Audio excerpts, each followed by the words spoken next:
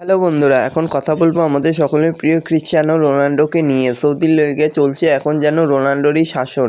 লিগে এবার এখনও পর্যন্ত রোনাল্ডোর গোল 17টি, যা আপাতত সর্বোচ্চ।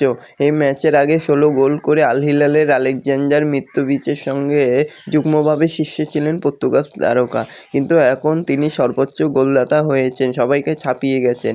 তো রোনাল্ডোর এরকমই সব খেলার খবর জানতে হলে আমার চ্যানেলটিকে অতি শীঘ্রই লাইক, কমেন্ট, সাবস্ক্রাইব করতে ভুলো না এবং বন্ধুদের মধ্যেও প্রচুর পরিমাণে শেয়ার করতে ভুলো না। তো বন্ধুরা, চারিদিকে এখন শুধু রোনাল্ডো আর রোনাল্ডো।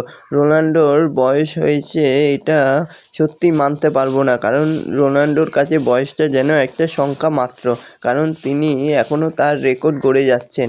সৌদি আরবে গিয়েও তার প্রো লিগের কার্যত সব ম্যাচেই তিনি গোল করে গেছেন। শুক্রবার তার ক্লাব আল নাসেরের হয়ে 3-1 গোলে হারালো আল ইত্তেফাককে।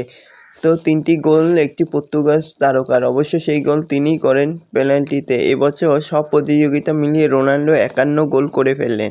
শুক্রবার আল নাসেরের হয়ে ওই দুই গোলদাতা টেলাস ও মার্সেল ব্রাজোভিচের সঙ্গে প্রো লিগে রোনাল্ডোর ক্লাবের পয়েন্ট এখন 17 ম্যাচে 40। শীর্ষে আল হিলাল, তাদের পয়েন্ট 18 ম্যাচে 50।